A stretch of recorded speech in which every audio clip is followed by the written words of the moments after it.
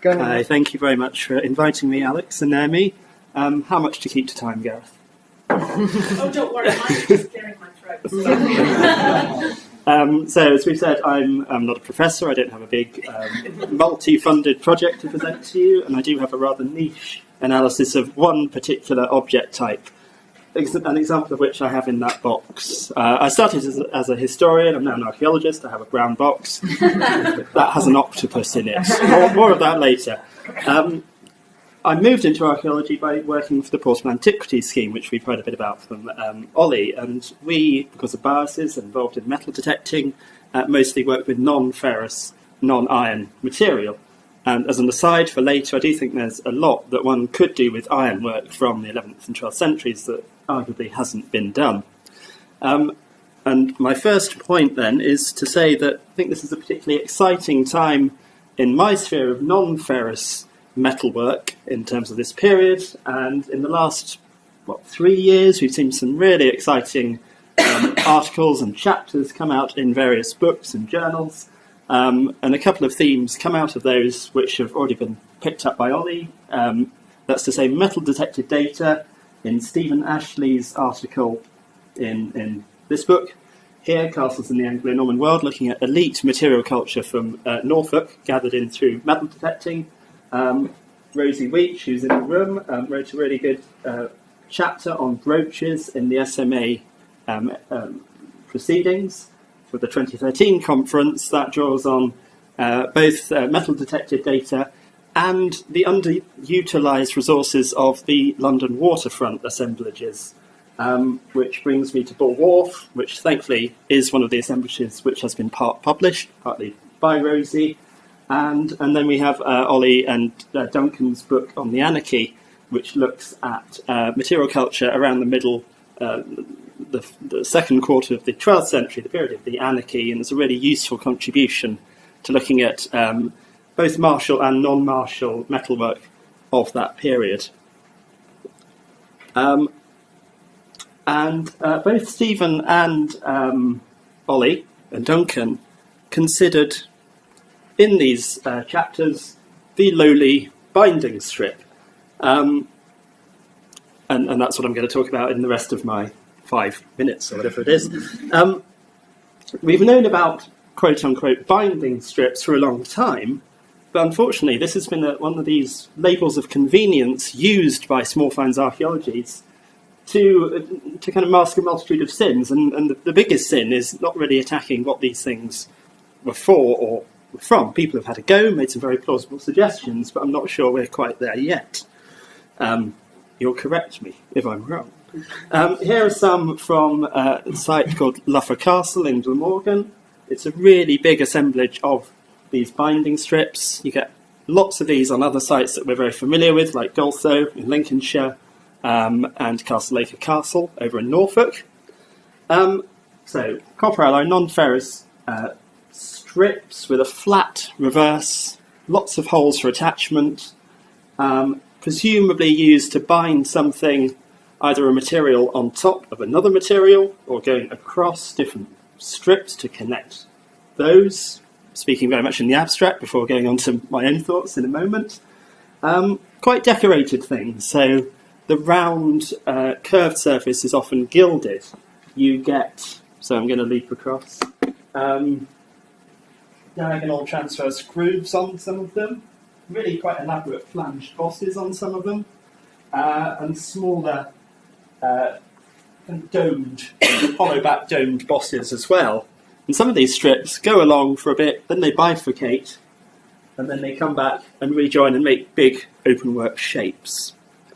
So these appear to be functional, other way around, decorative rather than functional objects.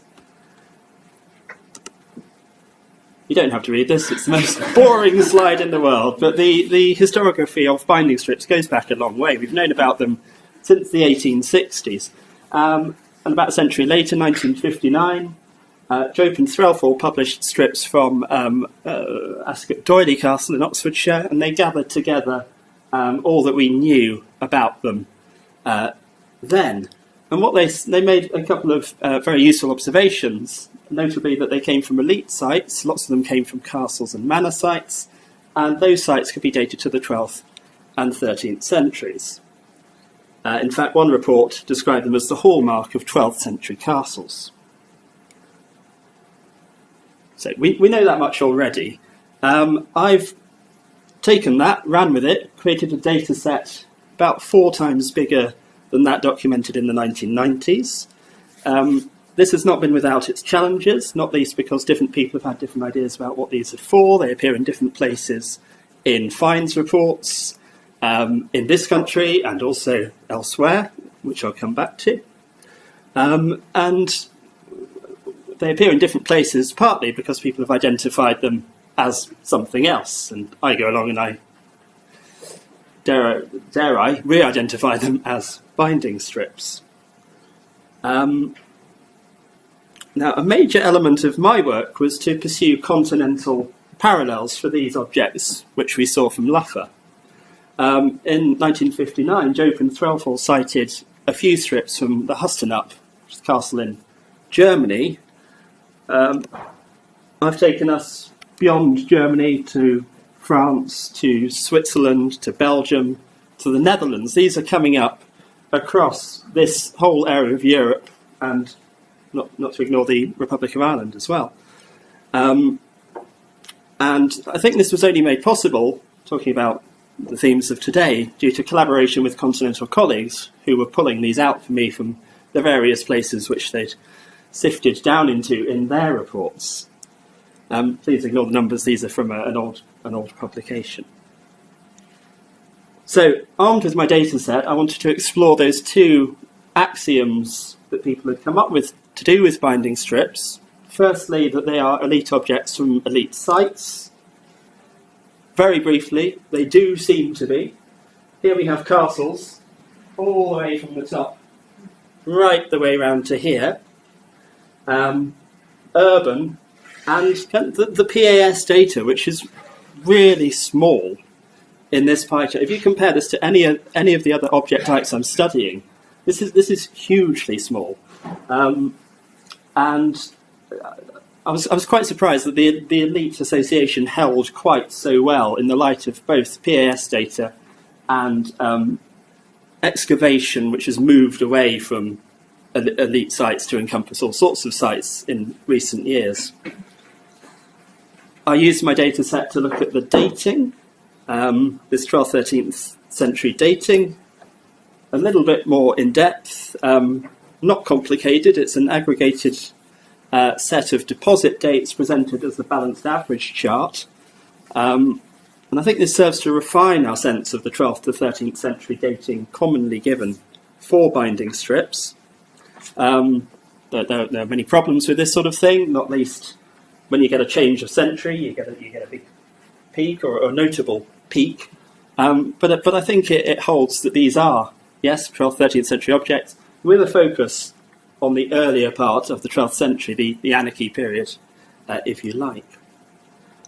And so finally to function, many plausible suggestions have been put forward.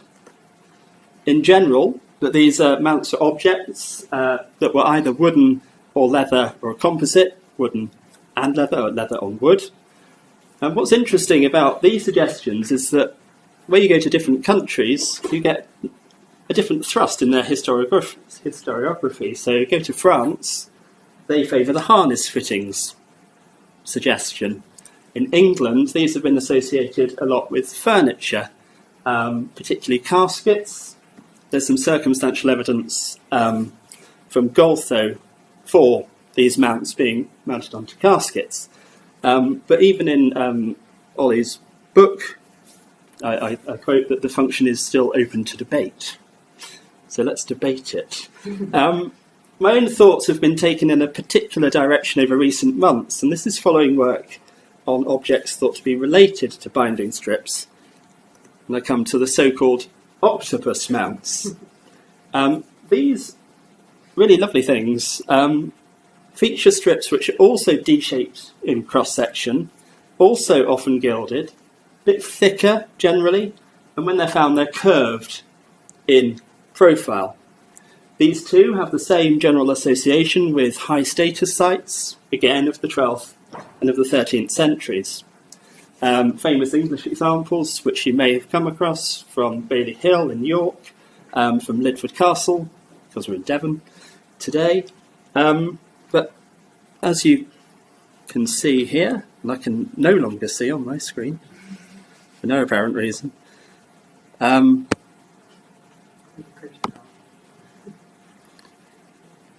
don't know whether Alex can help with that. I've been collating potential parallels from the continent, so the motte at Odin there, and the motte at Bourg in Picardy on top right. In terms of these octopus mounts, continental colleagues have been a bit more committal than their English counterparts about their function, and suggest that they are decorative bosses from shields or openwork covers for shield bosses. Bearing this in mind, one can, cautiously of course, turn to iconography, and that's what I've been doing most recently, working alongside correspondents from the Netherlands. And this in turn has been bearing fruit in terms of binding strips, I would argue. We've got two famous examples of probable octopus mounts.